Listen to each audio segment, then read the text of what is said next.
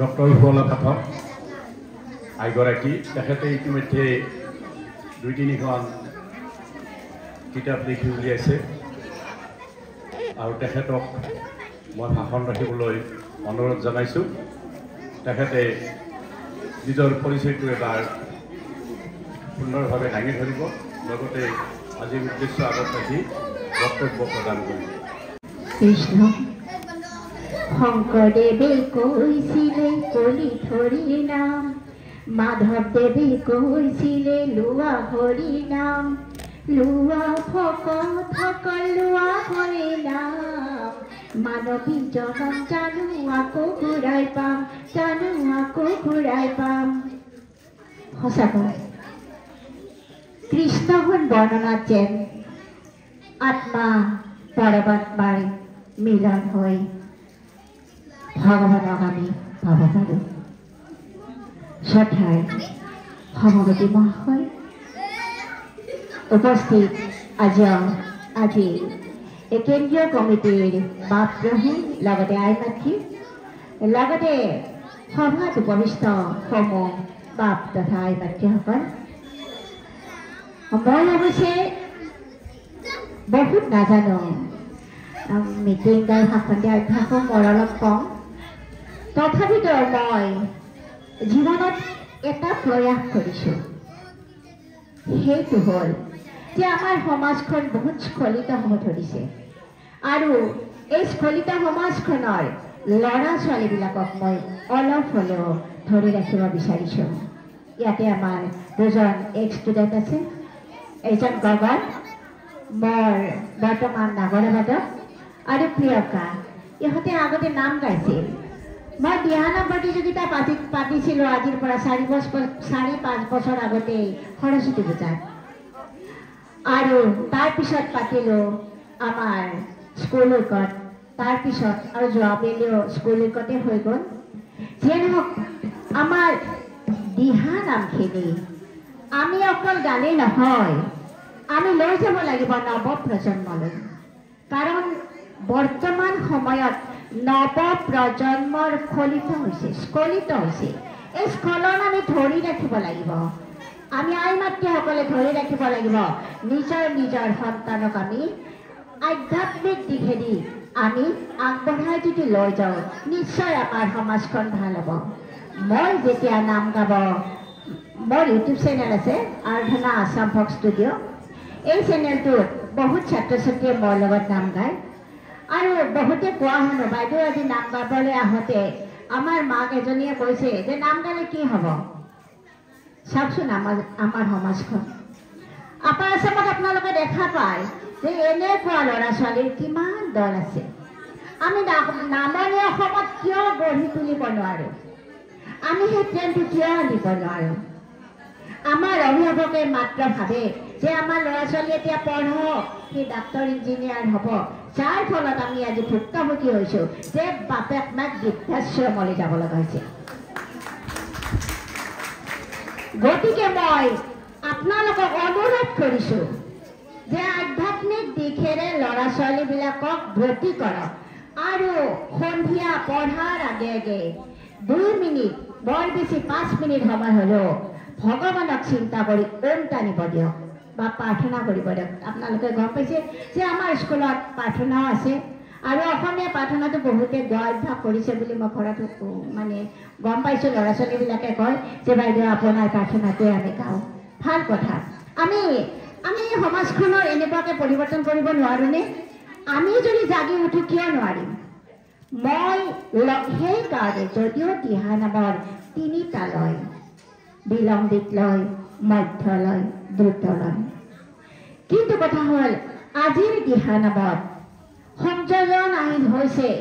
দেহ বিচাৰ নামৰ কিছু অংশ, টকাৰী গীতৰ কিছু অংশ। কিয় কৰিব লগা হৈছে? কাৰণ আমি এই দিহানামখিনি আগত ৰাখি আমি নৱ প্ৰজন্মক আকৰ্ষিত কৰাৰ কাৰণে আমি এই ব্যৱস্থাটো কৰিবই লাগিব। কাৰণ আমাৰ উদ্দেশ্য যে আমাৰ সমাজখন যাতে এই নৱ প্ৰজন্মৰ ভৱিষ্যত ধৰি ৰাখিব লাগে। গতিকে আইমাতৃ বেয়া নাপাব, কেন্দ্ৰীয় সমিতিৰ আইমাতৃ আৰু বাপ প্ৰভু বেয়া নাপাব যে নামনি অসমৰ এটা ধাৰা কেনেকুৱা নাম গাব গ'লে কি হ'ব কি পাবি নাম গাব গ'লে ডাঙৰ উপকাৰ হ'ব য'ত নেকি আত্মা পৰমাত্মাৰ মিলন হ'ব ভগৱানৰ গুণানুকীৰ্তনেৰে আমি তেওঁক 5 মিনিট সময় হ'লেও আমি তেওঁক পাম আৰু এই 5 মিনিটত আমাৰ জীৱনৰ বহু অংশই লাভ হ'ব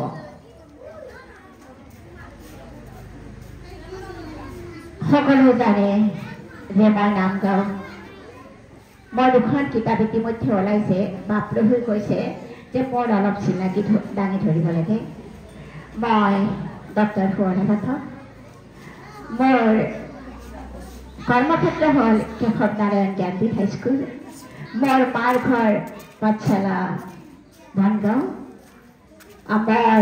দেউতাও পাঠক আছিল পাছখেলৰ মানে আমাৰ যুগে যুগে পাঠক ঘৰখনত মানে আমাৰ পাঠক বৃত্তিটো চলিয়ে আছে বৰ্তমানলৈ মই বৰ্তমান স্থায়ীভাৱে থাকোঁ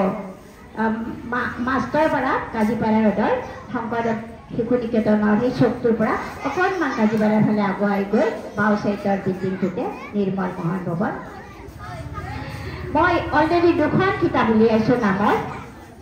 কিতাপবিলাক কিন্তু মই দোকানত দিয়া নাই কাৰণ মোৰ ইনকামৰ উদ্দেশ্য নাই মোৰ পইচা ইনকামৰ উদ্দেশ্য নাই পইচাৰ পাছে পাছে ঘূৰি আমি কি কৰিম লগতে সপা লৈ যামনে আমি নিব নোৱাৰোঁ গতিকে মই আই মাতৃসকলক যদি কোনোবা ইচ্ছা কৰে মই এনেই দিছোঁ যে বাইদেউ আপোনাৰ কিতাপ এখন লাগিছিল নিশ্চয় পাব সেইদিনাখন দীপালী দাস বাইদেউ আমাৰ ঘৰত গৈছিল তেখেতৰ লগত এজনী বাইদেউ লৈ তেখেতে মোক হঠাৎ ফোন কৰিছিল যে বাইদেউ আপোনাৰ তাত যাই আছোঁ মই বোলে আহক ঘৰত আছেনে আছোঁ তেখেতে কৈছে বাইদেউ আপোনাৰ কিতাপ এখনহে পাইছোঁ মই বোলো হয় নেকি মই লগে লগে দুখন কিতাপ দুইখন 4খন ওলাই তেখেতসকলক দি দিছোঁ প্ৰথম কিতাপখন হৰিনামৰ অমীয়া দ্বিতীয়খন হৰিনাম অমীয়া ধাম আৰু এই 3 নম্বৰ খেল অক্টোবৰত মই 6 তাৰিখে ভাবিছোঁ উন্মোচন কৰিম বুলি হৰিনাম অমীয়া ধাম গতিকে মই পাৰাখিনিলৈকে মই আই মাতৃ হওক বা প্ৰভু হওক সকলোকে খবৰ দিম আৰু নোৱাৰিলেও মই যিখিনিক মাতিব নোৱাৰিলেও খবৰ পালে যেন আপোনালোকে যায় মোৰ নাম মই কি নাম লিখোঁ নিশ্চয় আপোনালোকক অলপ গাই শুনাম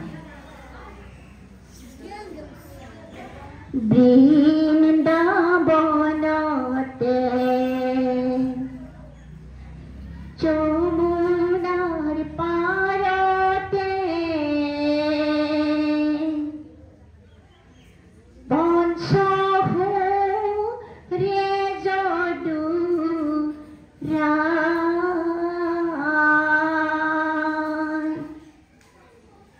নাম ধৰি গোপীকে মাতিলে ফুলনি তবে এইটো নিশ্চয় বিলম্বিতান হ'ব বৃন্দাবনতে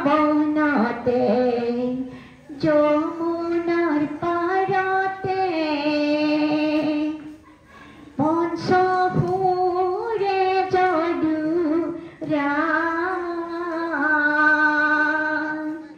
নাম ধৰি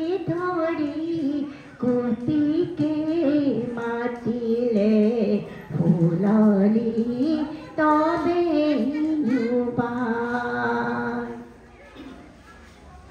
পানী আনি বজাই যমুনাৰ ঘাটকে গোপী হবে সংগে দিলি বাহিৰ মাততে ৰবকে নোৱাৰি বৃন্দাবনে যায় ঢাপলি বাধ্যালয় এটা গাই দিছোঁ আজি গোকুলৰ গোপিনী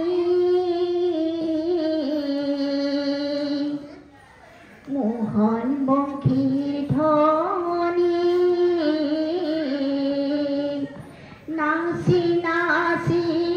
বুজয় চাপৰি নাচি নাচি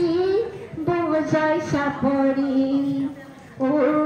জীৱাত্মা পৰমাত্মাৰ মিলন হয় বৃন্দাবনত পূৰ্ণিমাৰ ৰাতি ও ৰাধা প্ৰাণ ৰাধা ও কানু শ্যাম কানু পতি পুত্ৰ এৰি কুকুলৰ গোপিনী দৌৰি আহে নাচি নাচি দৌৰি আহে নাচি নাচি ও আনন্দতে পাৰ ধীৰ আঘোণৰ পূৰ্ণিমা ৰাতিত ও ৰাধা প্ৰাণ ৰাধা ও কানু শ্যাম কানু এতিয়া দ্ৰুত লয়টো কৃপা কৃষ্ণ কৃপাময় হৰি আশা কিনো লীলা কৰি দুষ্ট কদমন শান্ত কপালন জগতক ৰাখিছা ধৰি জগতক ৰাখিবা ধৰি আমি অতি মূৰমতি তুমি বিনে নাই গতি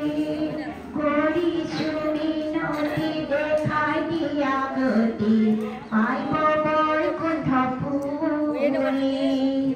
পাইব বৈকুণ্ঠ পুৰি